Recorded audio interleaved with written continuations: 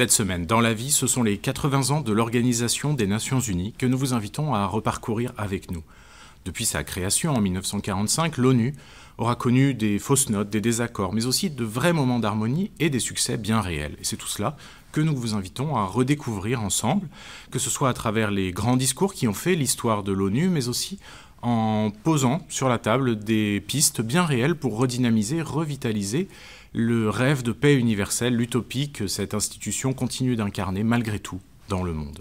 Un numéro de la vie très riche dans lequel vous retrouverez également un reportage en Chine, 10 ans après la fin de la politique de l'enfant unique. Nous sommes allés à la rencontre de Chinois pour comprendre en quoi ce modèle familial si particulier a pu marquer le pays. Et puis, 60 ans après la déclaration Nostra Aetate, nous revenons également sur l'évolution des relations entre les chrétiens et les juifs. Tout cela et bien plus encore est à retrouver dans La Vie cette semaine, en kiosque bien sûr, mais aussi dès maintenant sur notre site internet et notre application mobile.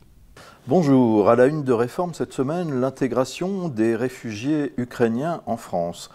3 ans et demi après le début de la guerre qui s'enlise en Ukraine, où en sont les 115 000 réfugiés qui sont venus en France en 2022, il y en avait 10 fois plus en Allemagne ou en Pologne, eh bien un bon tiers d'entre eux sont rentrés, mais il y a encore environ 75 000 Ukrainiens qui vivent en France et qui s'intègrent grosso modo assez bien selon les professionnels qui les suivent. Alors nous publions ainsi le témoignage d'Olexis. Il a fui Kiev avec sa femme et ses 4 enfants. Ils ont traversé l'Europe pour se retrouver au Chambon-sur-Lignon, où ils ont été accueillis par une famille française locale.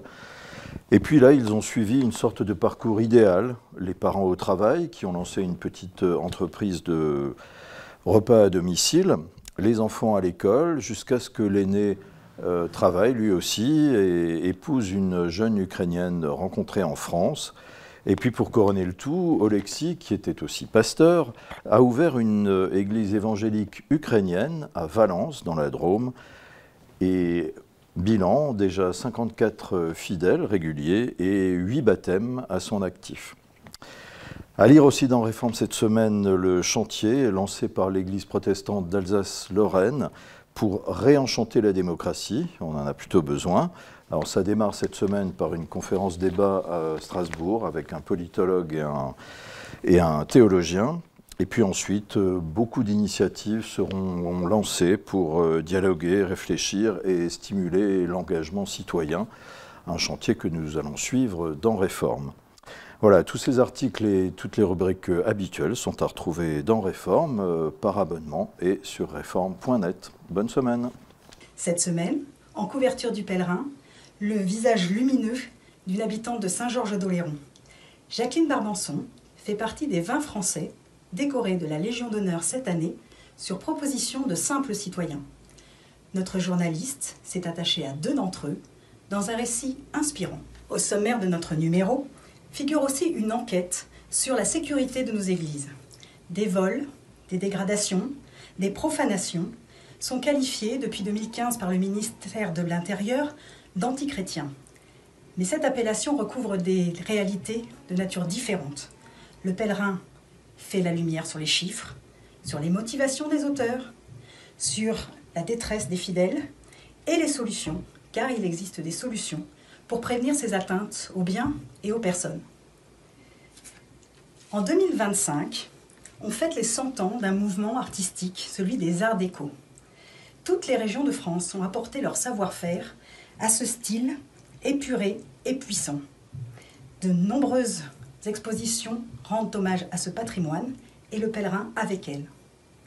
Bonne lecture du Pèlerin et bonne semaine. Bonjour, France catholique fait sa une cette semaine sur les chrétiens du Nigeria massacrés par les islamistes dans l'indifférence de la communauté internationale.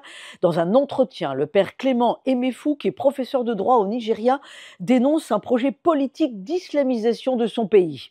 Et puis dans son rapport qui vient de sortir et qui est bien entendu évoqué dans France catholique, l'AED, l'aide à l'Église en détresse, s'inquiète de l'intensification des persécutions religieuses au Nigeria, mais aussi partout dans le monde envers les chrétiens.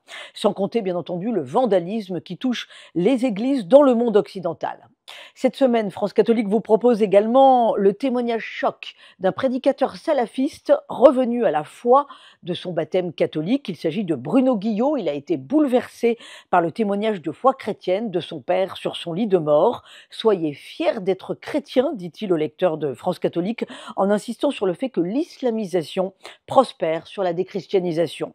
Parmi vos rendez-vous habituels, la chronique apologétique de l'abbé Paul Roy, qui nous éclaire cette semaine sur une question souvent posée, pourquoi Dieu permet-il le mal? Et puis comme chaque semaine, le Tour de France des saints des diocèses, halte dans l'Essonne pour découvrir le premier évêque de Corbeil. Il s'agit de Saint-Spire. France catholique sur abonnement et sur france-catholique.fr. Bonne semaine à tous. Famille chrétienne se penche sur un sujet familial, parfois tabou, mais ô combien universel et transgénérationnel, la question de l'héritage. Alors nous nous demandons ainsi comment, comme chrétiens, nous pouvons hériter, transmettre un patrimoine. Au-delà des aléas matériels, la question semble avant tout spirituelle. C'est ce que plaide dans nos colonnes le notaire maître Patrice Bonduel, pour qui l'enjeu véritable de la succession est le détachement. Dans nos pages d'actualité, reportage exceptionnel à Taïbé, dernier village chrétien de Cisjordanie. Notre grand reporter y a constaté que le fragile cessez-le-feu en cours à Gaza ne devrait malheureusement rien changer au quotidien éprouvant des habitants de ce village qui est assiégé régulièrement par les colons israéliens. Il est aussi question de santé dans nos pages magazines et plus particulièrement de médecine préventive. Dans un livre écrit avec le cœur et ses triples docteurs, Olivier Van Kemmel propose une sorte de manuel de vie pour reprendre sa santé en main. Tous ces sujets et bien d'autres sont dans Famille chrétienne cette semaine et bien sûr aussi sur famillechrétienne.fr.